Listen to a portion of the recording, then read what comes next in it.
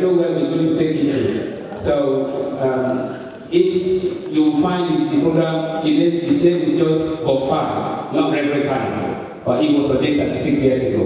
So, and he said, don't put anything like that because I'm not going to take anything. The only thing that will take to heaven is our name.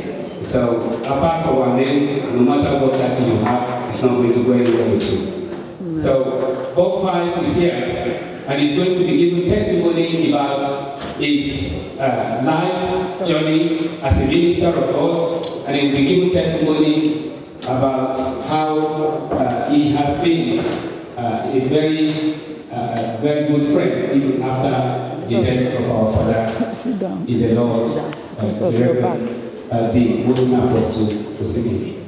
So the Lord bless you, sir. Bob is a very good, we look alike, but yes, I need that for him to say. The Lord bless you. Okay. Recognitions. I also want to recognize